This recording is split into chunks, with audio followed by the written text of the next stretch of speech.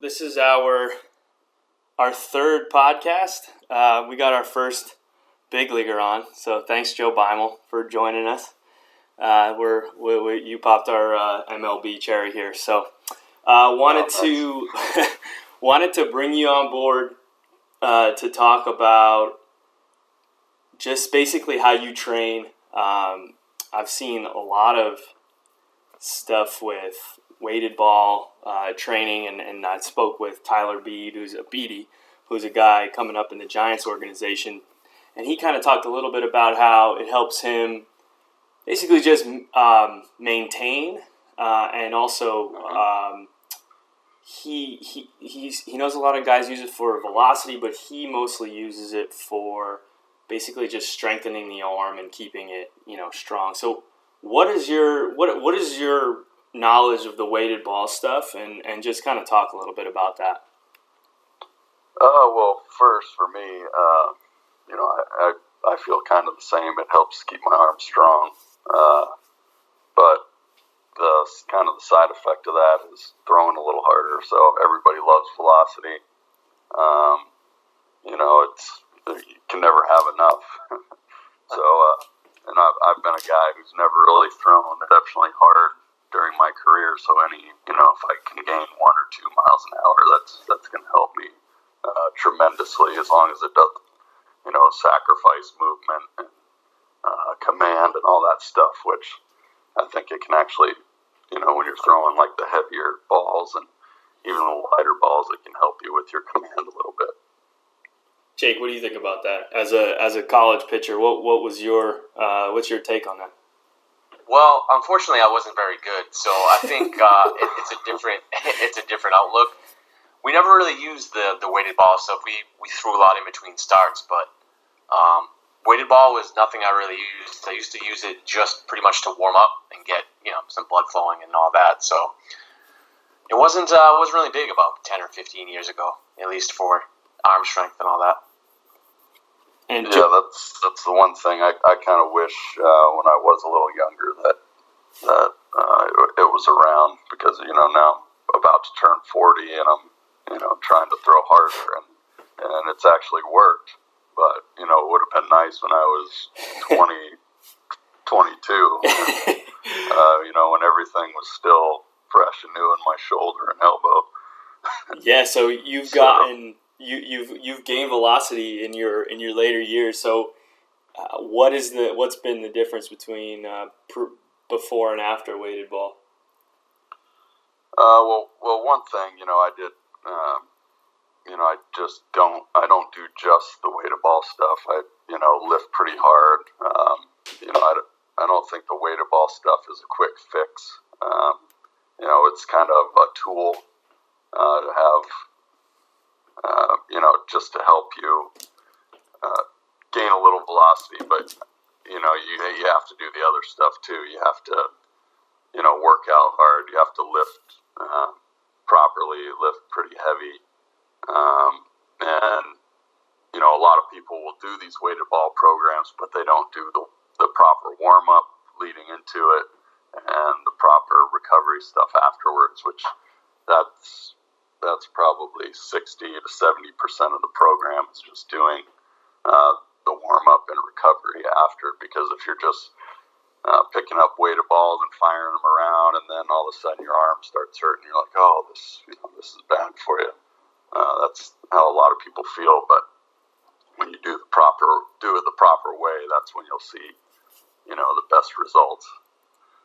Okay, so I've seen you on. I've seen the videos you've thrown up on Instagram of you throwing the weighted balls at ridiculous speeds that I couldn't even throw the regular ball. But before that video? What are you doing to get yourself ready? I mean, you don't have to take me through the exact formula, but you said heavy weights. Is that how you prepare? Well, I'll always lift after I throw. So it's just getting your body as strong as possible. So the way I look at like the weighted balls they're kind of like lifting weights with your throwing arm, basically. It's just getting your arm stronger. The heavier balls make your arm stronger, and then you also throw balls that are lighter than a regular baseball, which is 5 ounces. So you'll throw balls that are 4 ounces, 3 ounces. I'll throw a 2-ounce ball, which is, it feels like a wiffle ball, but that's just to get kind of your arm speed build up. Really? And yeah. Huh. So it's kind of an overload, underload theory where, like I said, the heavier balls will give you arm strength, and then the lighter balls will kind of get your fast twitch muscles going and help your arm to be able to move a little faster than it does, normally. Wow. And it's just like lifting weights. There are different programs also where if you lift really heavy, that gets your strength up. But there's also different programs where you lift. It's called velocity-based training. Funny enough, where you'll lift a certain weight, but you'll have to keep it. You have these things on the bar. If you're doing like a bench press or a squat, there are these devices that you can put on the bar that measure the actual bar speed and how fast you're moving it. Huh. So you want to have a light enough weight so you're moving it fast enough Yeah. to where you're working those fast twitch muscles. And when you kind of add both the heavy and the lighter weights, it makes your muscle just that much stronger. So it's similar theory with throwing the balls, but just as far as warming up, I'll do like mobility stuff where I use a foam roller, kind of get my body loose and ready, to have a strenuous day when you're going to throw these balls. And yeah. and then you do some band. You have like some bands that you can use to warm up your shoulders. I'll do like wrist weights where I have like 10-pound wrist weights, and I'll go through like a whole set of exercises, and it's a lot before you even pick up a baseball. Yeah. And then there's I have these little mini, they're called plyo balls. They're in plyo care balls. They're in the Driveline program, where you'll kind of use those, and they're a little heavier. You'll throw, some of them are up to 2 kilograms, which is 4.4 pounds, and the first time you do it, you're grabbing this ball that's over 4 pounds. You're like, wait, I'm supposed to throw this thing like as hard as I can, and it feels kind of weird because if you've never done it before, you're used to just picking up a baseball and throwing it. And anything heavier just feels like it would be really bad for you, but in actuality, the heavier balls are actually less stressful on your arm, and then the lighter balls are. I think they're a little more stressful. So, and you just go through this whole thing, and then you get into where you do the program, and then afterwards you have like a ton of exercises that you have to do just to keep yourself strong and keep yourself recovered day in and day out, because it's a pretty strenuous program. And Jake, did you do anything? Did you see anybody using that? Is this something within the last couple of years that's kind of just exploded? Because I had never heard of it, and now I've seen it everywhere, and guys who are great pitchers are swearing by it. Did you see it even back when you were pitching, Jake? Yeah, everybody had, not everybody, but there was a few of us that had weighted balls in their bag. But again, it was more of a warm-up thing. If you were pitching that day, you would start with that, or if you're going to do a bullpen. I definitely didn't see it until the last few years in terms of a regimen or anything for arm strength. I think it's probably in the last 5 or 6 years it's become pretty popular. It definitely wasn't. I played college baseball 02 to 07, so that's quite some time ago. Yeah. But back then it wasn't any program that anyone was following for velocity. So yeah, I definitely feel it's something that's just kind of exploded. Maybe the last 2 or 3 years. I remember there was like an HBO special on Steve Delabar. I don't know if you ever saw it. He was the guy with he had the high reconstructed school arm. teacher, and he had like a pretty gnarly surgery, I think, and then kind of retired and was like teaching high school or something like that, and then he started doing a weighted ball program, and out of nowhere started throwing like 96, 97. So he's like, maybe I'll give baseball another try. I gotta get on that program. Yeah, me too. I had high hopes when I was starting the program I was doing. I was like, I'm going to get up 96, 97, and it helped me gain a couple miles an hour, but I didn't see like those ridiculous gains that some people end up getting. I remember him pitching. I don't know if is he still in the league right now, because his stuff was absolutely nasty. I don't know how he turned into a gym teacher before getting a look, at least. But that weighted ball stuff, that's funny. I mean, that's how baseball seems to work with, we all like to talk, and we all like to spread the word when we find something that works.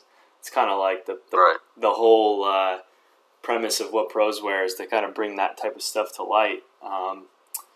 If you were a kid coming up today and you had a limited budget, but you wanted to incorporate something like this, could you boil it down for us? I mean, is there a way for a kid to go about it today safely, and not to say again you have to lay out the full regimen, but what would you tell them to go buy, and then maybe a quick synopsis of how to use it? Well, I know Driveline has like a free, I think, 11-week weighted ball program on their website. I think you just have to like give them your email. Oh, great! And they'll, they have like the more extensive program. It's called Hacking the Kinetic Chain. So it's a book, and it shows you basically all of the exercises. It has all the programs, but you don't have the money to pay for that, and you just want like it's not a watered down version, but it's just a little simpler and doesn't have the whole entire thing. They definitely offer, I think it's 11 weeks, maybe 8 weeks, and you would just have to get pretty much the weighted balls, which you can get from their website. You can get them on Amazon. I mean, you can get I think they're relatively pretty cheap, but I've had people contact me on Instagram and stuff like that and ask me about it. And it's funny because everybody wants, the quick, like, hey, give me a tip to help me throw harder. And it's like, well, there's not really no magic behind it. You have to really work hard. It's not just, you throw these balls a couple times and now all of a sudden you can throw 90 miles an hour. There's a lot more work that goes into it than just that. But let a 12-year MLB, right? Yeah. Have you played in the league 12 years now, or more? I've played 13 seasons. 13 seasons. I have 11 years service time. So so take it from Joe Beimel. It's not an easy fix. Right. And then, even if you get the velocity, there's a lot more to pitching besides just velocity. So, it's a constant battle. It's a constant day in, day out thing where you just got to work really hard. And even when you're doing the weighted ball stuff, it's, if you're just throwing them, 50%, 60%, you're not going to get much out of it. But when you're really putting the effort behind it and going about it 100% every day, then you're going to see the results. Okay, so that's a somewhat of a departure from what Tyler Beatty told me. He said he basically throws it around 50 to 60%, and I think he again was kind of talking about how it maybe helps him warm up or help more so what Jake was talking about. But you're saying that even the high, the more heavier weighted balls, you're saying you want to be throwing them 100% or I mean, you have, so the way the program goes is you'll have 2 days a week where you're throwing the balls like at 100%. So you'll have are called like hybrid days and velo days. You'll have where you throw.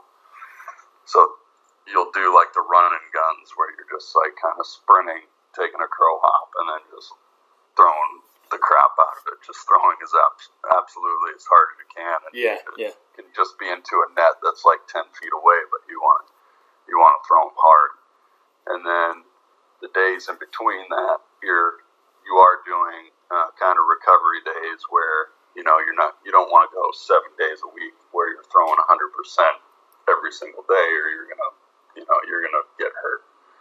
So in between, you'll have these recovery days where they're kind of low output, where you are throwing at about 50%. You kind of go to feel of what you're feeling that day, but it can be below 50%. But max intent is going to be about 50%. And then if you follow the schedule, you'll probably have like a high output day on a Friday. Maybe you'll throw like the weighted balls into the net on Friday, and then you won't have another high output day until like maybe Monday. And then Tuesday, Wednesday, Thursday, you're kind of doing 50% and just kind of getting loose. Maybe a little long toss here and there, but nothing like crazy. Yeah. That makes sense. Sounds like it is definitely a serious undertaking, like you said. It's not something you just pick up, throw a few times, and expect results. It's a 11-week minimum process, or whatever the driveline process is. Jake, as a pitcher, I mean, is there anything standing out to you, like anything that you're curious about with that type of stuff, or anything else Joe does to prepare? Yeah, well, I actually have a question for more of the maintenance during the season when you're appearing as many times as you appear, Joe, and as a reliever. What do you do in between appearances? I mean, is there anything you can do? Sometimes you're going every other night. What do you do to keep in shape, or is there anything you even can do when you don't know, when you're going to be used and when you're not going to be used? Yeah, that's where it gets really tricky. Because you never know. You never know, like, when you're going to be out there. So it's, a lot of guys will like work out before games. They'll get their lifting in before games and running and all that stuff. And I've never been big on that. I've always waited until after the games because I figure, I want to save everything I can for that day in case I have to pitch. But then there are days where, you don't pitch for 4, 5, 6 days in a row, and you can get some pretty good workouts in there, but you never know when they're going to happen. And then there are times where you're pitching, 3 days in a row, you'll have a day off, maybe pitch 3 more in a row. So you really have to, you just have to kind of go by feel and how you're feeling that day. And when you warm up before the game, if you haven't pitched in a while, you might throw some long toss, or you might warm up with these plyo care balls and throw them a little harder than you usually do. Sure. But on days that you've pitched maybe 6 out of 7 days, you're just going to take it easy and maybe play a little light catch just to warm up. But and maybe you'll skip running that day just, to save something for the game, because, over the course of 162 games, those things definitely add up. Yeah, I don't know how you guys do it. It must be a tough thing to maintain and manage. Yeah, that's always kind of the battle is realizing how long the season is, and adjusting when you're tired or when you're feeling better. And that's another thing now that they have all these. I don't know if you guys saw the Whoop band got like approved for Major League Baseball. No, what is this? To wear.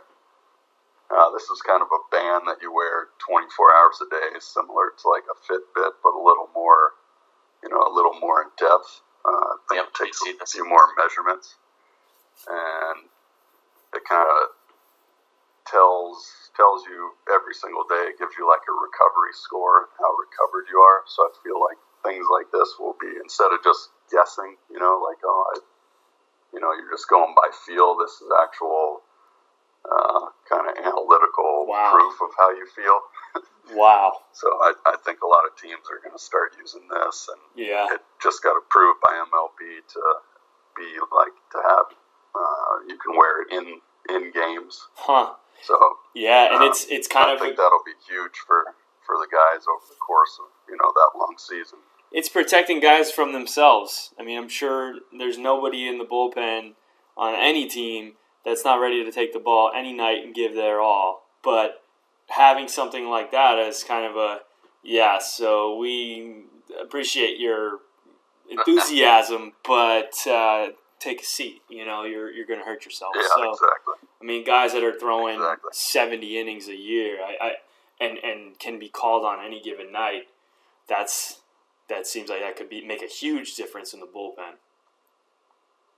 Yeah, and even one of the worst parts about being in the bullpen is that people don't really see, and sometimes managers don't understand that have never pitched. Is you'll get a guy up to go into the game, and he'll be throwing to get hot because he thinks he's going in, and then something happens in the game, pitcher gets out of it, the hitter doesn't come up that you thought was going to come up, and then you sit back down. You might do that 2 or 3 times during the course of a game and not get in.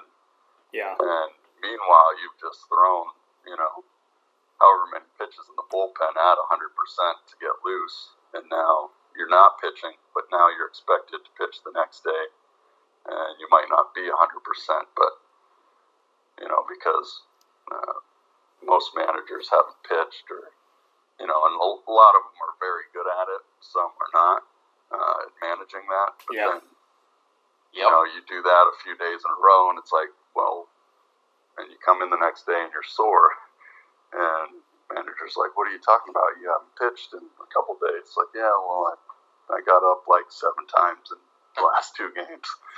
Yeah. So it's tough balancing that also.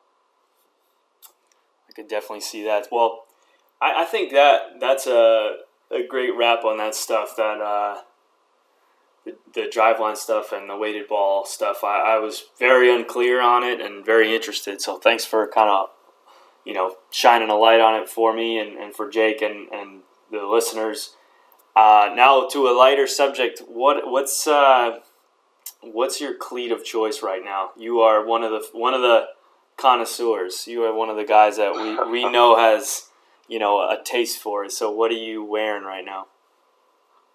Well, right now I have a pair of David Price. He gave a pair to Robinson Cano a couple years ago when he was with the Tigers. Uh-huh. And so I have a pair of those that I work out in. Okay. What number or what model? I'm really not sure. Is it the 12s? I think you've had 12. I think no, I've seen not you. The 12. Superfly, maybe. Superfly. Superfly. Yes. Yep. Yes, absolutely. And they have like. Oh wow! So a little throwback. Orange bottoms. Yeah, I like them a lot, but so I'm still a free agent, so I haven't signed yet, so I can't really get my cleat game going and get it customized until I find a place where I'm going to play. Do you have them customized by an artist, or do you have them done yourself, or how do you go about it? Yeah, I end up doing them myself. I just was kind of bored a few years ago, and I was kind of looking around, and I had Nike for years. I had a contract with them, and then I signed with the Mariners in 2014, and I was on a minor league deal. So they're like, we're not going to give you a contract this year until you're in the big leagues. If you're in the big leagues, we'll give you a contract. And I was like, yeah, you know what? I'm just going to not get a contract, so then I can wear whatever I want. Yeah. And I know if you have a Nike contract, you're not allowed to wear Jordans, which seems kind of weird just because it's, they're basically the same company, but they want you to wear the Nike stuff. So Yep. I was like, I want to wear Jordans. So I ended up doing that, and then I'm like, man, I wonder if I can get these kind of custom made. And I started looking around and figured man, I might as well learn how to do this myself. So That's I awesome. got like some acetone, started working on the leather, getting like the factory seal off. Got some paint and some paint brushes, and just started kind of experimenting and going with it. And then, I ended up being somewhat good at it. I can't like draw any pictures on the sleeves like some of these guys. Yeah. But I can do just, the blocks and paint them in. And that's pretty amazing. I wouldn't have the guts to touch my shoes, let alone like take acetone to it. I'm looking at a pair of Jordan 12s you did, John. I'm pretty impressed for the back of your marathons. They're clean. They're classic look. Hey, no problem. Which one, Jake? On his Instagram? Yeah, Jordan 12s. Yeah, we got been all over the place. Those were kind of my first ones. It was pretty easy to do those, and then I think the next year I wore 6s or 7s. I can't remember. Yeah. But those, I got a little more extensive into doing those. And, it's kind of fun when you're doing it yourself, like for your own cleats, but I could never do other people's. Like, it's such tedious work. Yeah. Like, you're down getting really close detail. And I actually, Dominic Leone wanted me to do a pair of his.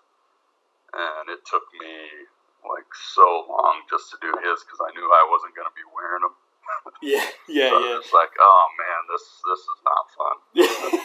So I don't know how some of those customizers do it. They must just really love the artwork and stuff like that. But yeah, those guys churn them out too. There's an amazing amount of turnover from those guys. They're very busy. I hope they get paid well. Yeah, I think they do. Do you know what the range is for that? Like, what do they charge for that? I really don't. I actually got a pair of LeBrons done by Mosh. He did like a Thor inspired. I think he's the best of the best. LeBron for me, and my wife got him for me for Christmas. So you never want to ask how much a Christmas present costs. So I really don't know. Nope. Oh, well, that's that. I would love to see those as well. Those are. I think Mosh is he's probably my favorite. I mean, there's a bunch of great guys out there. True Blue Customs is awesome too. Just some of the stuff he does is amazing.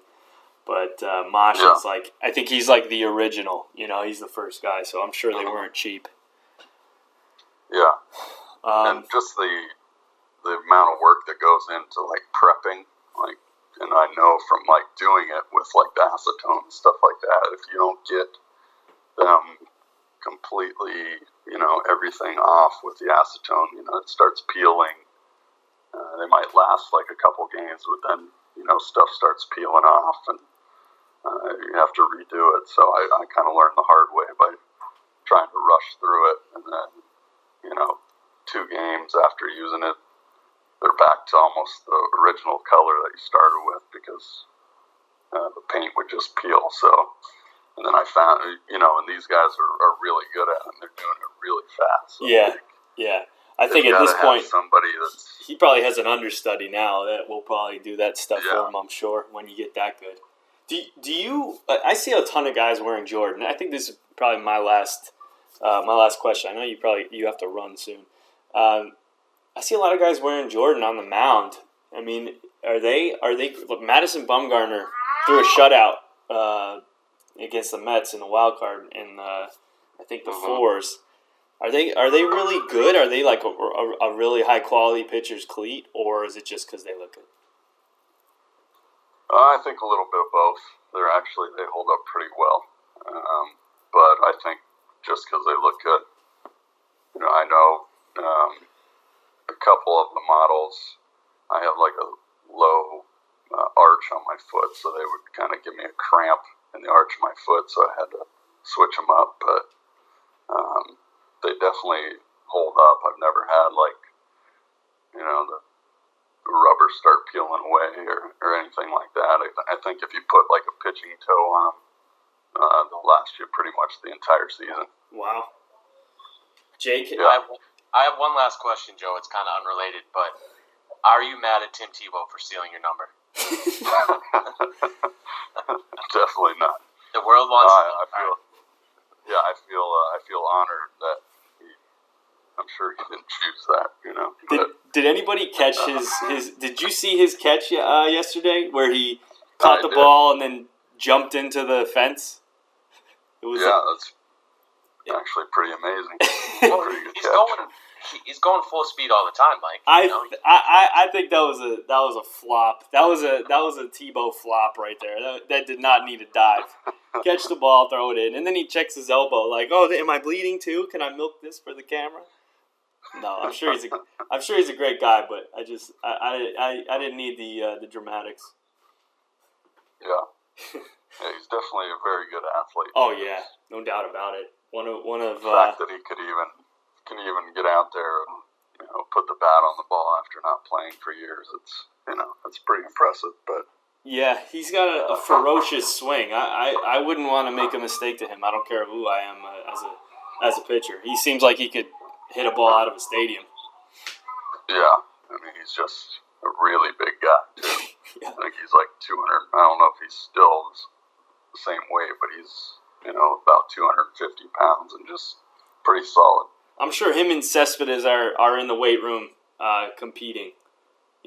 I bet he can do as much as Cespedes or anybody else on that team. So, but anyways, Joe, thanks for joining us, man. I really appreciate it. This was awesome, and I think the listeners and the WPW people will really appreciate you kind of giving us a little 101 on the weighted ball stuff. So thanks for joining. Yeah, definitely. No problem. I enjoyed it. Thank you, Joe. We appreciate it. All right. All right, Joe. Talk to you soon. Take care.